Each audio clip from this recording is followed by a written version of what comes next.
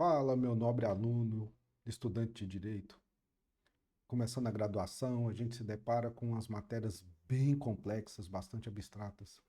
E com base nisso, eu quero te fazer uma pergunta interessante. Será que você conseguiria olhar para o mundo como ele é e imaginar a possibilidade de que dentro dele existam outros mundos, ou outras realidades paralelas, outras dimensões? Esse papo está parecendo estudo de física quântica, né? A teoria do multiverso.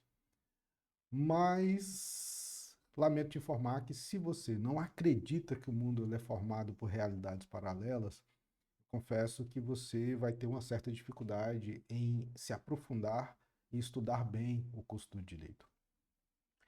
Primeiramente, por quê? Porque o direito existe em uma realidade paralela.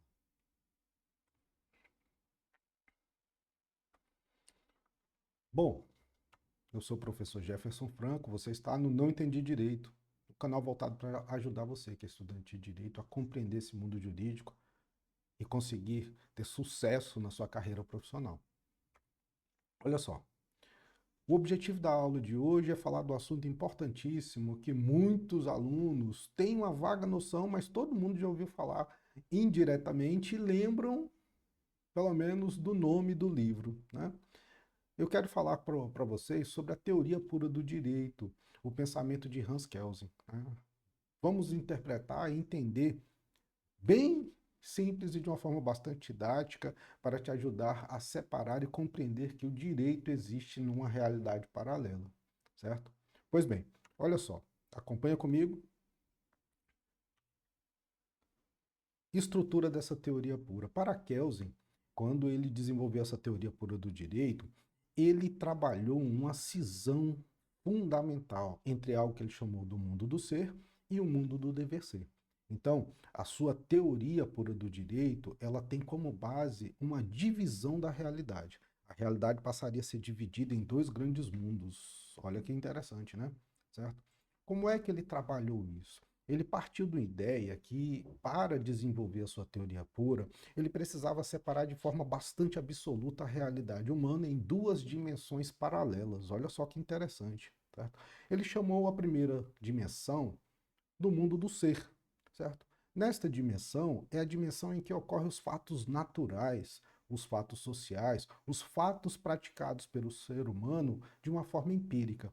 Para ele, quem deveria estudar esses fatos naturais deveria ser a sociologia e as demais ciências naturais. De outro lado, ele criou, ele denominou a existência do mundo do dever ser. Nesta dimensão é onde reside o mundo jurídico, tá? Seria a dimensão das normas jurídicas. Aqui nós teríamos um sistema imperativo que estabelece as formas que as pessoas deveriam agir dentro da sociedade. E este mundo do dever ser seria exclusivamente do direito. Então, a teoria pura do direito, ela parte dessa análise. Kelsen definiu uma dimensão paralela para o mundo do direito para aí sim conseguir desenvolver a sua teoria pura. Olha só, certo? Como é que a gente analisa então o mundo do ser? Como é que Kelsen fez isso? Tá? No mundo do ser, ele analisou que as leis elas são inexoráveis, elas são imperativas, elas ocorrem, certo? Independentemente da vontade humana, é da própria natureza da lei, certo? E como é que a gente interpreta as leis ou apreende, compreende esse mundo do ser? Principalmente por observações práticas. Tá? Exemplo, quando a gente pega a gravidade é um fato, ela independe da vontade humana. Então, no mundo do ser, a gente se depara com essa realidade fática, tá? Em que a gente observa esses acontecimentos naturais. Tá? Uma característica marcante desse mundo do ser é que nós observamos ele por meio da verificação e observação direta, certo? Quando a gente analisa essa observação direta, esse fato que ocorre nesse mundo do ser, eu vou utilizar um critério de validação para aquilo que eu estou observando. E esse critério a gente utiliza classificando seus elementos como verdadeiros ou falsos. Então, no mundo do ser, é um mundo que eu observo fatos naturais, eu verifico empiricamente, observando diretamente aquilo e consigo qualificar aquele fato como verdadeiro ou falso. Quando a gente se depara com o mundo do dever ser, esse mundo É uma realidade paralela construída racionalmente pela vontade humana, certo? Aqui no mundo do dever ser, a gente tem as chamadas normas jurídicas. Essas normas jurídicas, elas ordenam ou permitem ou proíbem as condutas humanas, tá? Certo? O que marca esse campo, esse mundo do dever ser, como característica primordial, é que ele é construído sob a base da vontade racional humana, ok? Nessa perspectiva, essa construção, ela envolve justamente o que deveria ser mais adequado dentro do mundo. E a partir daí, como é que eu faço a validação desse conjunto, desse mundo, dessas normas jurídicas?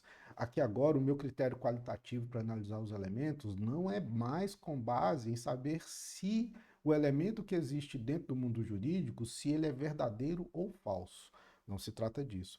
O elemento importante a ser analisado aqui é se aquela norma é válida ou se ela é inválida, não me interessando saber se ela é verdadeira ou falsa, tá? Então, o mundo jurídico, ele tem uma perspectiva dimensional diferente, ele é uma criação da vontade racional humana, tá? Quando a gente analisa os aspectos, os motores lógicos disso, né, olha só como é que cada mundo conecta os seus elementos fáticos, né? Quando eu penso no mundo do ser, a gente é regido por aspectos da causalidade. Se um fato A ocorre, esse fato A é causa que vai produzir um efeito. E esse efeito já seria diretamente o fato B. Então, se A acontece, B ele vai acontecer. Por quê? Porque isso é uma conexão física inevitável. Tá? No mundo empírico, ao praticar uma causa, ela gera um efeito. Para o mundo do dever ser, a lógica por trás desse elemento não é mais a causalidade, e sim um princípio denominado imputação. A norma jurídica, ao olhar para um fato A, certo? Ela define como uma consequência um fato B, certo? Então, caso se A acontece, deve ser a realidade B. Então, essa conexão entre o fato A e o fato B não é de forma natural. Ele advém da vontade humana. A vontade humana é que estabeleceu a conexão entre esses dois fatos e não a natureza.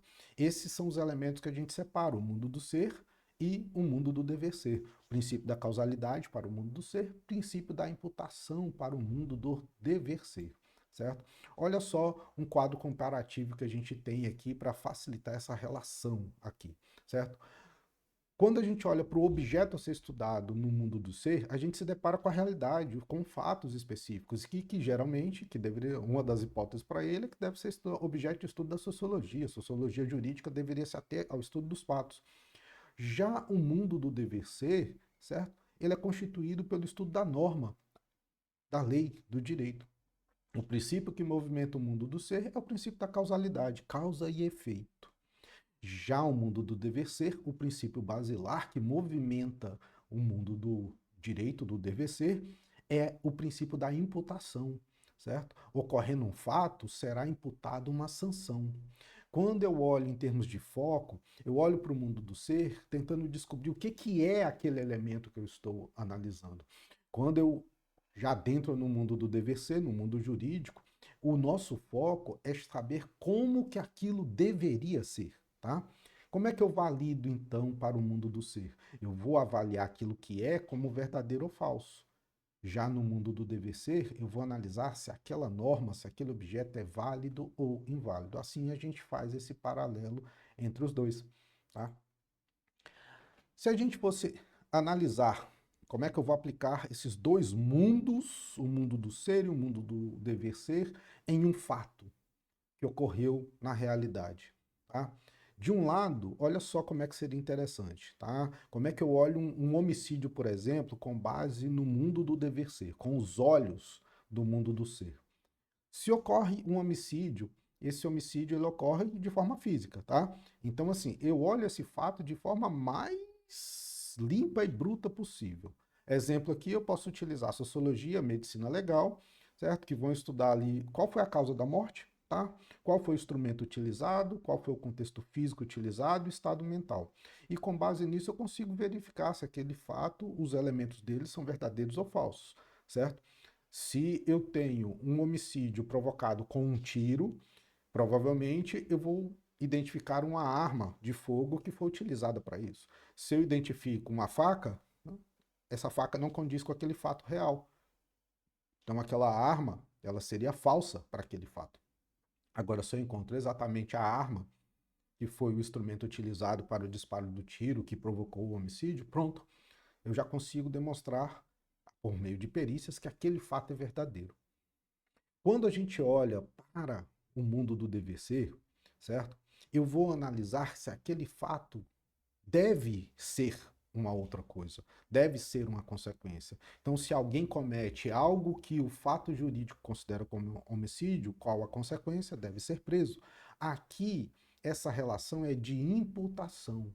Eu tenho uma norma jurídica que vai imputar algo a alguém, certo? A norma impõe uma consequência. No mundo do dever ser, eu tenho uma consequência imposta que vai ser independentemente do réu, ou do caso do agente desse crime de homicídio, ser efetivamente preso. Olha só, eu estou diante de uma situação que eu tenho a existência de uma norma, e essa norma vai existir simplesmente pela sua validade. Eu posso aplicar essa norma a esse fato? Se eu posso aplicar esse fato, essa norma é válida. Ok? Vamos continuar para compreender um pouco mais essa relação. Olha só, tá? Quando a gente pega essa distinção fundamental, que a gente olha aqui desses dois mundos, tá? A gente consegue separar o elemento do que se estuda diretamente. Para a sociologia jurídica, eu vou estudar o ser em que sentido, tá? Eu vou olhar para uma lei e vou verificar como é que ela é aplicada na prática dentro da sociedade, quais são os efeitos que ela produz. Quando eu olho para o mundo do dever ser, para o mundo do direito ali, certo? Eu não vou me preocupar diretamente com os efeitos produzidos pela norma, segundo Kelsen. Eu preciso estudar a norma sabendo que ela é válida ou não. E como é que a gente observa se uma norma é válida para Kelsen, certo? É saber se aquela norma foi produzida nos padrões determinados pelo ordenamento jurídico do mundo do dever ser.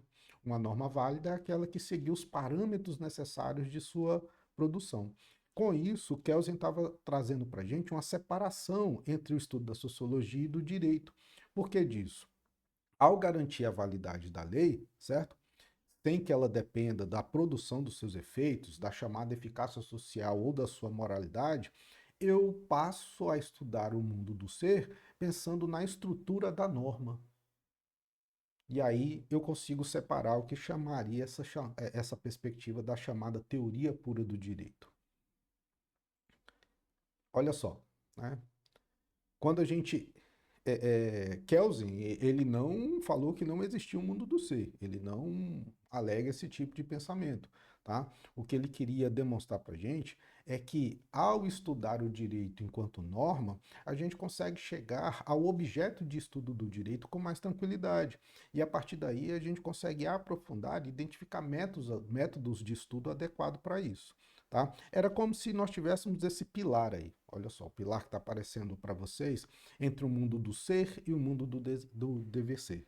Tá? O mundo do ser é a nossa base física. Quando acontece algo dentro do mundo do ser, nós vamos observar se existe algum enquadramento no mundo do dever ser que olhe para aquele fato e entenda que aquele evento é relevante para o mundo do dever ser. Nem todos os fatos sociais que ocorrem no mundo do ser são importantes para o direito. Perfeito? Nem todos os fatos que vão acontecer no nosso dia, na nossa realidade, eles terão dignidade jurídica, eles serão importantes para o direito. A norma jurídica vai estabelecer quais são os fatos dentro da sociedade que se tornarão importantes para o mundo do direito. A partir desse momento que eu tenho uma norma, que eu tenho uma lei, tá? Eu vou passar pelo elemento de transposição. O fato jurídico, então, certo? Adentra nesse meio. Eu pego um fato social e qualifico esse fato social como jurídico por meio de uma norma, e este evento passa a ser importante para o mundo do dever ser. E aí sim, certo? Eu vou trabalhar com esse fato social dentro do mundo jurídico. É uma relação bastante interessante aqui, tá? Olha, comparando a perspectiva do quadro analítico aqui, certo? É como se a gente olhasse para a realidade, olhasse para o mundo e imediatamente identificasse que nós temos dois planos de existência distintos. Nós temos duas dimensões paralelas que coexistem, certo? De um lado, o mundo do ser, que trabalha com os fatos reais, do outro lado, o mundo do dever ser, um mundo criado pelo direito, criado pela vontade humana e que a relação entre um fato A e um fato B depende da vontade humana prevista numa norma jurídica. Essa é a relação que Kelsen trouxe para a gente. Tá? Bom, tá? A aula é rápida, era só para a gente tirar e desmistificar esse pensamento kelseniano do que seria a teoria pura do direito. É um assunto muito interessante, tá? Que eu aconselho vocês a aprofundarem, mas de plano, não precisa se assustar com tantos questionamentos, né? É um assunto interessante que requer uma leitura prazerosa, certo? Se você está começando seu curso de Direito, vai lá e se aprofunde, mas deixa seu like aqui, assiste o vídeo novamente, compartilha com todo mundo aí que você conhece, que vai ser muito útil para que os estudantes de Direito compreendam que o mundo jurídico é um mundo separado e que ele precisa ter conexão com a realidade, tá? E que dentro do universo jurídico, uma não vive sem a outra. O mundo do dever ser, do mundo jurídico, depende do mundo real. E o mundo real também depende do mundo jurídico para que a gente mantenha essa integralidade. Percebeu que não era um papo assim tão estranho sobre a teoria do multiverso? E sim que o direito existe dentro do mundo paralelo, de uma realidade paralela, mas que é extremamente importante. Obrigado por assistir a aula. Gostou? Deixa teu like, comenta aí, certo? Que vai ajudar muito o crescimento. Se aparecer aquele botãozinho de hypar aí, senta o dedo aí e ajuda a gente a divulgar ainda mais um assunto extremamente interessante da área jurídica. Te vejo no próximo vídeo.